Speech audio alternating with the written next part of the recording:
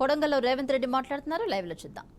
8 గంటలు కష్టపడుతూ రాష్ట్రం నలుమూలల నుంచి ఎవరు వచ్చినా వాళ్ళందరినీ కలుస్తూ వాళ్ళందరి యొక్క సమస్యలు పరిష్కరించడానికి శాయశక్తుల ప్రయత్నం చేస్తున్నా. మీకు అందరికీ తెలుసు, అసెంబ్లీ ఎన్నికల్లో నామినేషన్కి వచ్చిపోయినా నేను. మళ్ళీ ఇక్కడ దిక్కు కూడా నేను మళ్ళీ చూడలే. మీరే గ్రామాలలో నాయకులై కథానాయకులై ఇంటింటికి తిరిగే 33,000 మెజార్టీ తెచ్చి మీరే సర్టిఫికెట్ అక్కడికి పంపించిన. సర్టిఫికెట్ తీసుకోనిక కూడా నేను ఇక్కడికి రాలే. కానీ ఇవాళ ఎంపీ ఎలక్షన్లో ఇప్పటికే 5 సార్లు వచ్చిన మీ దగ్గరికి. ఎందుకు ఇవాళ 5 సార్లు ఇప్పటికే నేను వచ్చినంటే కొడంగల్ను చూసి కొడంగల్ అభివృద్ధి మీద కక్ష కట్టి ఓర్వలేక దొంగ దెబ్బతీయాలని ఇవాళ బీఆర్ఎస్ వాళ్ళు బీజేపీ వాళ్ళు కలిసి నాటకం ఆడుతుండ్రు. దీన్ని కొడంగల్ కార్యకర్తలు కొడంగల్ ప్రజలు తిప్పి కొట్టాలి. ఎందుకంటే అధికారం చేపట్టిన 100 రోజుల లోపలనే కొడంగల్కి 5,000 కోట్ల రూపాయలు నిధి తీసుకొచ్చినాం. ఇవాళ మక్తల్ నారాయణపేట కొడంగల్ ఎత్తిపోతల పథకానికి 4,000 కోట్ల రూపాయలతోని 130,000 ఎకరాలకు నీళ్ళు ఇచ్చే మన జీవనాధారం ప్రతి ఎకరాకు నీళ్ళు ఇవ్వాలని ఇవాళ పథకం తీసుకొచ్చినాం. ఈ పథకాన్ని నేను సూటిగా ఆరోపణ చేస్తున్న డీకే అర్ణమ్మ మీద. ఆనాడు కిరణ్ కుమార్ రెడ్డి గారు ఇవ్వడానికి సిద్ధమైన అడ్డం పెట్టి మక్తల్ నారాయణపేట కొడంగల్ ఎత్తిపోతల పథకానికి అడ్డుపడ్డది ఆ రోజు డీకే అర్ణమ్మ. ఆ రోజు అడ్డుపడ్డామే ఈరోజు మనం తెచ్చుకుంటే చూసి ఓర్వలేక ఇవాళ మనల్ని దెబ్బతీయాలని చూస్తున్నారు. ఆమెనే మంత్రిగా ఉండే. ఈ పక్కనే నాది నారాయణపేట మక్తల్, ఇక్కడనే నేను పెరిగినా అన్నది సంతోషం. తల్లి నువ్వు ఇక్కడనే పెరిగినావు, మేము కూడా ఒప్పుకుంటాం. మీ అమ్మమ్మలో ఊరు కూడా గీనే మన మండలమే, మద్దూరు మండలం. ఏ ఊరే? ఈ పక్కనే పెదిరిపాట్ల ఆమెకు చుట్టాలు ఉన్నారు. నాకు కూడా తెలుసు అర్ణమ్మ చుట్టాలు. మరి ఎందుకమ్మా మాకు కృష్ణా జలాలు రాకుండా అడ్డుకున్నావు? ఎందుకమ్మా మాకు కృష్ణా వికారాబాద్ రైల్వే లైన్ రాకుండా అడ్డుకున్నావు? ఎందుకమ్మా నువ్వు మంత్రి పదవి దిగిపోయే వరకు మా మద్దూరు కోస్గికి డబుల్ రోడ్ ఇవ్వలేదు?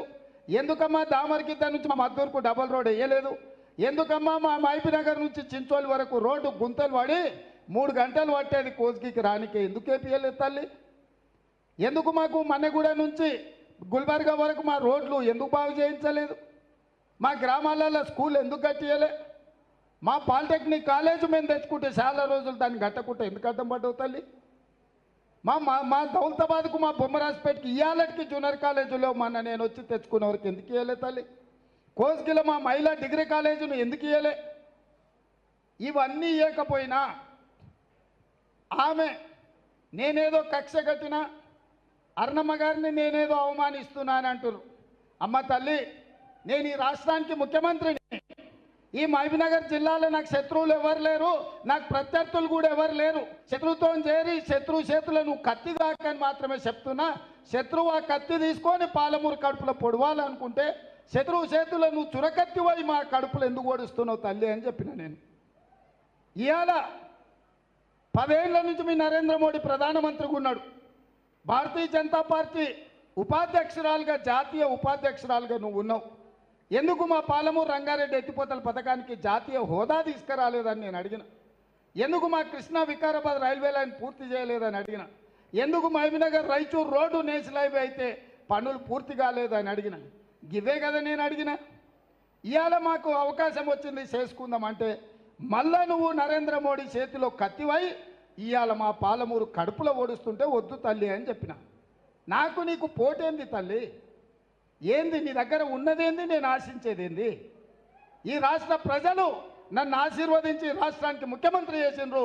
ఈ జిల్లా ప్రజలు 14 సీట్ల 12 సీట్లు గెలిపించి 100% పాలమూరు బిడ్డలు నాకు అండగా నిలబడి పాలమూరు అంతా నీ వెనకాల ఉన్నాం.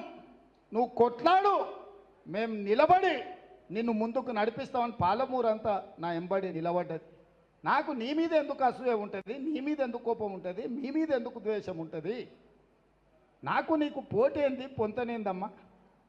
నేనెప్పుడు నీ మీద అసూయ పడలేదు, నేనెప్పుడు నీ మీద కోపం చూపించాలి. నిన్నమన్నా టీవీలలో పేపర్లలో మాట్లాడుతుంది, రేవంత్ రెడ్డి నన్ను అవమానించండి, రేవంత్ రెడ్డి నన్ను ఏదో అంటున్నాడు. నేనేందుకు అంటమ్మా?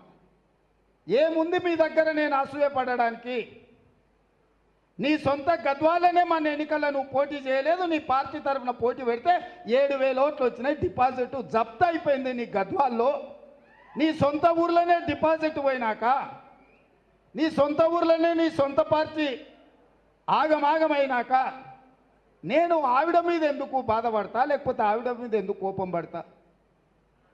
ఏంది మన ఇద్దరికి ఎందుకు?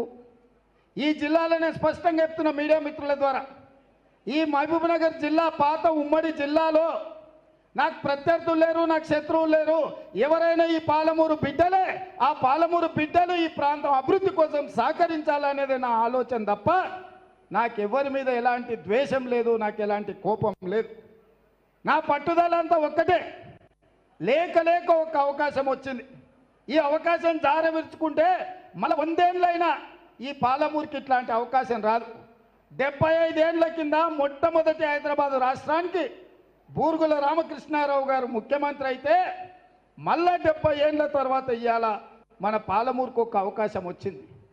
ఆనాడు పూర్తి స్థాయిలో అభివృద్ధి జరగలేదు కాబట్టి 70 ఏళ్ళు మనం ఎదురు చూడాల్సి వచ్చింది, కండ్లలో ఒత్తులు పెట్టుకొని చూడాల్సి వచ్చింది.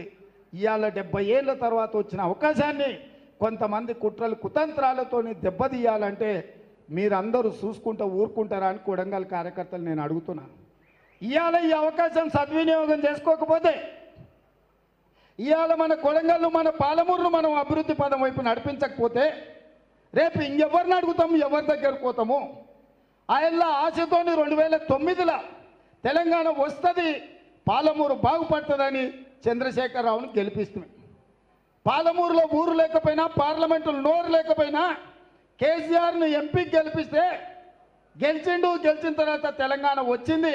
అదే పత్త పోయిండు, గజ్వేల పోయి ఫామ్ హౌస్ కట్టుకున్నాడు, సిద్దిపేట సిరిసిల్ల గజ్వేల అభివృద్ధి చేసుకున్నాడు తప్ప కొడంగల్ వైపు తిరిగి చూసిండా? ఆయనను ఎంపీకి గెలిపించినప్పుడు మనం ఓట్లు వేయలేదా? మన పాలమూరు ఆయనను ఆశీర్వదించి గెలిపించలేదా? పరాయుడు పరాయుడే అవుతాడని చెప్పి కేసీఆర్ నిరూపించండు కదా.